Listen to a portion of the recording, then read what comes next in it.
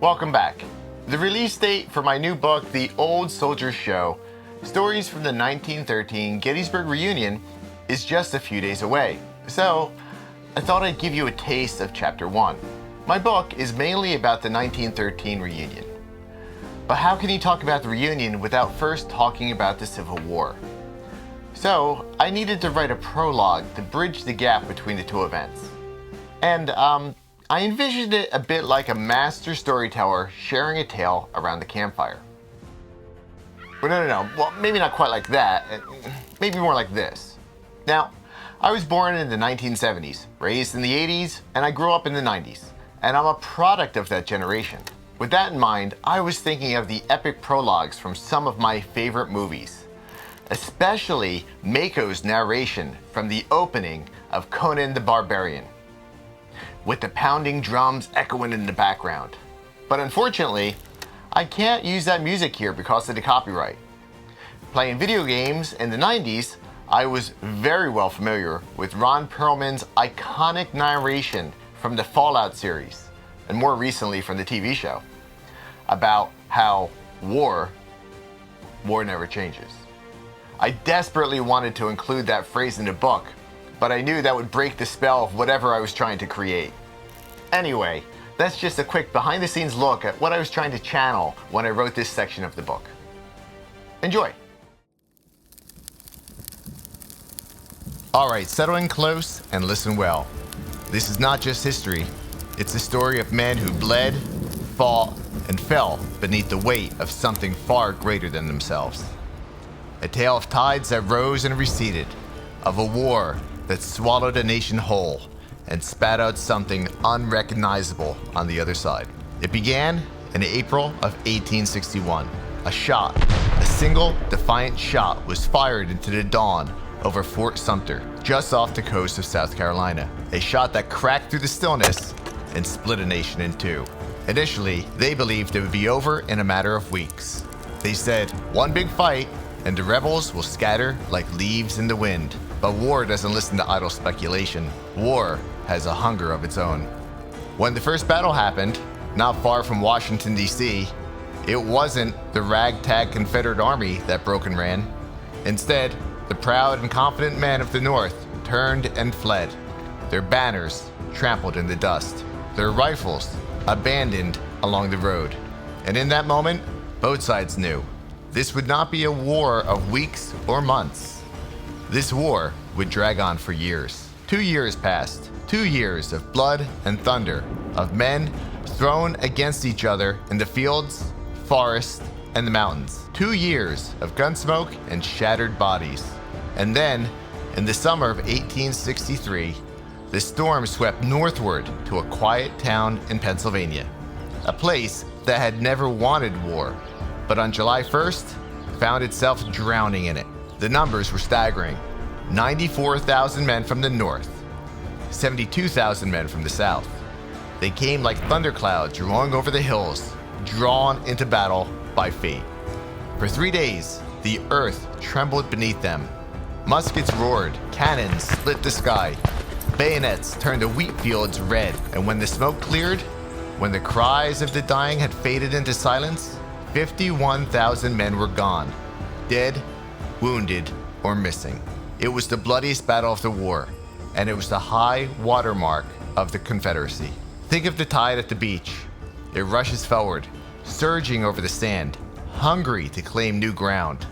That was the Southern Army at Gettysburg, crashing like a wave, flooding into Northern territory. But some tides never reached the shore, because at Gettysburg, they met something they could not break, something they could not push aside. The Union Army, under the command of General George Meade, stood like a wall of iron. And when the Confederates crashed against it, it did not move. After 3 bloody days, the tide turned. The Southern Army receded, dragged back into the depths from which it came. Never again would it rise so high. Never again would it come so far north. But the war was far from over. It raged on for another 2 years. 2 more years of fire and ruin, of men dying in the mud. But the Confederate Army never truly recovered from the Battle of Gettysburg. The Confederates, under the command of Robert E. Lee, were forced onto their collective back foot, retreating into their own territory, fighting not to win, but to survive. And in the end, survival was not enough. The tide had turned and slithered into the sea. General Ulysses S. Grant took command of the Union Army, and together they crashed into the South like an unstoppable wave, washing away the Confederacy piece by piece, until at last, on an April morning in 1865, in a quiet courthouse in Appomattox, Virginia, Robert E. Lee laid down his sword. The war was over. And yet, what did that truly mean? The numbers tell their own story. 620,000 Americans dead. Enough to fill entire cities, wiped from the earth. And those who lived, they went home, if they had a home to go to. But tell me, how does a man return from war? How does he walk into his old life, knowing what he has done and what he has seen? The truth is, some never do. Because war does not end on a battlefield.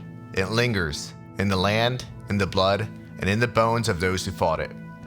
And if you listen on certain nights, when the wind is just right, when the air is heavy, and when the fires burn low, you might still hear it. The echoes of marching feet, the thunder of distant guns, and the whisper of a tide that never rose again. But time moves on, as it always does. The war faded into memory, the battlefields grew quiet, and the soldiers who once tore into each other went home, or at least what was left of them anyway.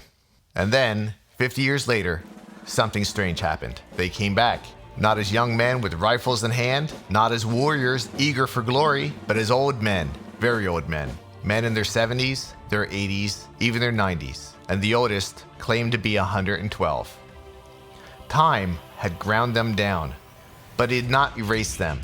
And so, from all corners of the country, they returned to Gettysburg, to the fields where they had fought and bled so long ago. The plan was to host 40,000 veterans, but war doesn't follow plans, and neither did these men.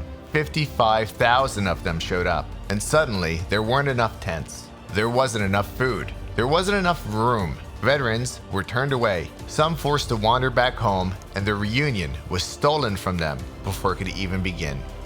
The organizers had picked the first week of July for the gathering, the exact dates of the battle, and the hottest week of the year. The sun beat down without mercy. The temperatures soared into the 90s every day, and the air was thick enough to choke on. The men who had once braved bullets and bayonets now collapsed beneath the weight of heat and age. Hundreds ended up in the hospital, but the organizers had planned for the situation. Doctors and nurses from the Red Cross stood ready, sweat dripping from their brows as they tended to the fallen. And in the shadow of the tents, lined up in grim silence, were 500 empty coffins. A temporary morgue had been set up, waiting, just in case. And then, on July 3rd, under that blazing, unrelenting sun, the impossible happened. They reenacted Pickett's charge. But this was no stage performance. Neither were these young actors in crisp blue and gray uniforms, nor scripted or choreographed for an audience. No, this was a real-life battleground.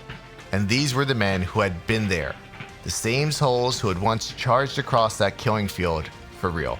And there they went, stepping forward one last time, hobbling, shuffling, leaning on canes, held up by the hands of their comrades. Across the field they marched, not as soldiers or enemies, but as something else entirely.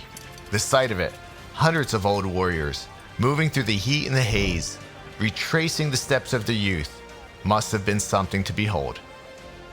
There is nothing else like it in the annals of history. No other event at which two armies, once bitter enemies, returned to the battlefield, not to fight, but to make peace.